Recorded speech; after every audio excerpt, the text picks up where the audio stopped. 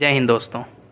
चर्चा करते हैं 6 सितंबर के करंट अफेयर में, जिसमें हम लोग पढ़ेंगे आई रखवाली एप्लीकेशन, होम उत्सव, साथ में इंग्लिश प्रो एप्लीकेशन।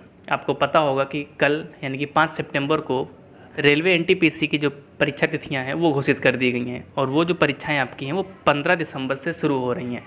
तो लगभग आपके पास 100 दिन का समय है, और अगर आपने अभी तक कुछ नहीं पढ़ा है तो 100 दिन का समय बहुत होता है। ठीक है, अगर इसमें आप अच्छे से पढ़ोगे तो आराम से आप एग्ज़ाम को क्वालिफाई कर सकते हो। इसमें करंट अफेयर का बहुत ही बड़ा रोल होने वाला है। करंट अफेयर में क्या होता है कि आप इसमें रेगुलर रहना पड़ता है। ऐसा नहीं कि आप मेरा ही वीडियो देखो, कहीं से भी आप देखते हो, कोई दिक्कत नहीं, लेकिन आप जो भी देखते हो डेली देखिए। डेली का आप 2 पॉइंट लिखिए, लेकिन लिखिए उनको ज़रूर। ऐसा क्या होगा, जब लास्ट टाइम पे आप जाओगे वहाँ पे तो कोई प्रॉब्लम नहीं होगी। ऐसा नहीं कि आपको भाई 6 महीने का करंट अफेयर रट्टा मारना है, क्योंकि आपने डेली तरीके से उसको अच्छे से उस पर वर्क किया है, तो आराम से रिविजन मारोगे और आपका वहाँ से हो जाएगा। तो शुरू करते हैं। आज में देखते हैं, सबसे पहला सेगमेंट आपका है आई रखवाली एप्लीकेशन। अब देखिए यहाँ से जो क्वेश्चन आपका बनेगा, सीधा सा बनेगा कि आई रखवाली एप्लीकेशन, इसका मुख्य उद्देश्य क्या है या किस राज्य से संबंध रखता है। तो जो आपका ये आई रखवाली एप्लीकेशन है वो पंजाब सरकार के द्वारा लॉन्च किया गया है, और इसका जो मुख्य उद्देश्य की अगर बात करें तो हरियाली बनाए रखना, क्योंकि नाम से ही लग रहा है इसका रखवाली, तो हरियाली बनाए रखना, साथ में पंजाब में पर्यावरण संरक्षण को बढ़ावा देना। ठीक है, अगर इसके और एडिशनल पॉइंट की बात की जाए तो मुख्य रूप से यह एप्लीकेशन लोगों को अधिक से अधिक पेड़ लगाने की, साथ में ग्रीनरी सेवियर्स बनाने के लिए प्रेरित करेगा। क्योंकि भाई हरियाली कब बनेगी, जब अधिक से अधिक पेड़ लगेंगे। और यहाँ पे एक वर्ड निकल के आता है ग्रीनरी सेवियर्स। ये क्या होता है, इसमें क्या होता है, अपना छोटा सा गार्डन बना लेते हैं, तो ऐसे जो सेवियर्स हैं उनको बढ़ावा देना, तो इस एप्लीकेशन का मुख्य उद्देश्य है। साथ में अगर कोई भी किसी प्रकार के वन अवैध रूप से वन काटा जा रहा है या हरे पेड़ काटे जा रहे हैं अवैध रूप से, तो उसकी जो जानकारी है वो वन अधिकारियों तक पहुँचाना इस एप्लीकेशन का मुख्य उद्देश्य होगा। अगर मान लीजिए आप के फ़ोन में ये एप्लीकेशन है आई रखवाली, आप देख रहे हो कि भाई जो हरा भरा पेड़ है किसी को कुछ प्रॉब्लम भी नहीं कर रहा है, वो काटा जा रहा है, तो आराम से उस पे एप्लीकेशन पे अपना डाटा फीड कर सकते हो, लोकेशन बता सकते हो कि यहाँ पे ऐसा ऐसा हो रहा है, और उसके रिगार्डिंग को भी जो भी ऑफिसर होगा उस पर एक्शन लेगा। तो यहाँ पे याद रखना है आपका आई रखवाली ऐप के मुख्य उद्देश्य और राज्य कौन सा है। नेक्स्ट बात करते हैं होम उत्सव के बारे में। बहुत ही इंपॉर्टेंट क्वेश्चन है, क्योंकि बैंकों से जो इनकी टैगलाइन है या उनके इनिशिएटिव हैं, इनके बारे में क्वेश्चन आते रहते हैं।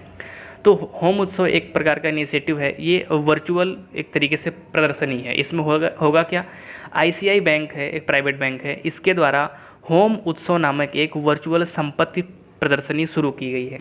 इसमें होगा क्या, जैसे मान लीजिए हमको कोई भी फ्लैट खरीदना है, तो ऐसा तो है नहीं कि भाई हम चल के, मान लीजिए हमको गुड़गांव में लेना है तो गुड़गांव हमको नहीं जाना पड़ेगा।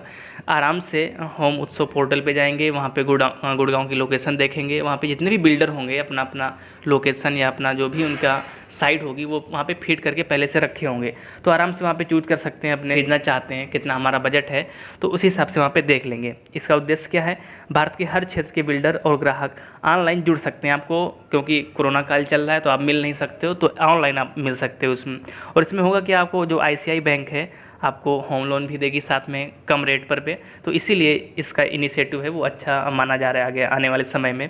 और पहली जो प्रदर्शनी है ये मुंबई और पुणे में होने वाली है। अब ऐसा क्यों, क्योंकि हो सकता है कि जो आईसीआई बैंक का जो मुख्यालय है वो मुंबई में हो, इसीलिए मुंबई से ही इसकी शुरुआत की जाए। अब थोड़ा सा आईसीआई बैंक के बारे में देखते हैं। जो आईसीआई बैंक की स्थापना हुई थी वो 5 जनवरी 1994 को बड़ोदरा में हुई थी, लेकिन इसका हेडक्वार्टर कहाँ बनाया गया, वो मुंबई में बना दिया गया। ठीक है, इसके एमडी यानी कि मैनेजिंग डायरेक्टर और chief executive officer Sandeep Bakshi हैं वर्तमान में, और इनकी जो टैगलाइन है वो हम है ना ख्याल अपना। ठीक है, तो ये जो टैगलाइन आपको याद रखना है, और थोड़ा सा यहाँ पे ओवरव्यू लेना है। बाकी जो उत्सव है इसका मुख्य उद्देश्य क्या है वो आपको याद रखना है, क्योंकि देखो होम उत्सव है, नाम से नहीं लग रहा है कि ये किसी बैंक का इनिशिएटिव है। यहाँ से कई सारे आपके मंत्रालय भी दे सकते हैं ऑप्शन में, तो अब याद रखना कि जो आईसीआई बैंक का है वो एक इनिशिएटिव है। ठीक है, नेक्स्ट बात करते हैं इंग्लिश प्रो एप्लीकेशन के बारे में। इंग्लिश प्रो एप्लीकेशन क्या है ये देखते हैं। नाम से लग रहा है भाई इंग्लिश से संबंध कहीं ना कहीं रखता होगा ये। तो केंद्रीय शिक्षा मंत्री, जो पहले आपके मानव संसाधन विकास मंत्री हुआ करते थे, हाल ही में इसका नाम बदल करके शिक्षा मंत्रालय, और उन मंत्री का नाम बदल करके शिक्षा मंत्री कर दिया गया। तो केंद्रीय शिक्षा मंत्री द्वारा फ्री मोबाइल एप्लीकेशन लॉन्च किया गया, यानी कि आपको इसको इंस्टॉल करने के लिए कोई भी पैसा पे नहीं करना है। इस मोबाइल एप्लीकेशन को हैदराबाद स्थित अंग्रेजी और विदेशी भाषाओं के संस्थान द्वारा विश्वविद्यालय सामाजिक दायित्व के तहत विकसित किया गया है। अब देखिए इसका उद्देश्य क्या है इस एप्लीकेशन का। जैसे बहुत सारी अगर आप डिक्शनरी देखो या इंग्लिश स्पीकिंग कोर्स देखो तो उसमें जो प्रोनाउंसिएशन होता है वो अलग तरीके से होता है, लेकिन जैसे ही आप इंग्लिश प्रो पे जाओगे एकदम खक देहाती तरीके से आपका प्रोनाउंसिएशन वहाँ पे यानी कि उच्चारण बताया जाएगा किस तरीके से होता है, यानी कि भारतीय अंग्रेजी उच्चारण विकसित करने में मदद करेगा।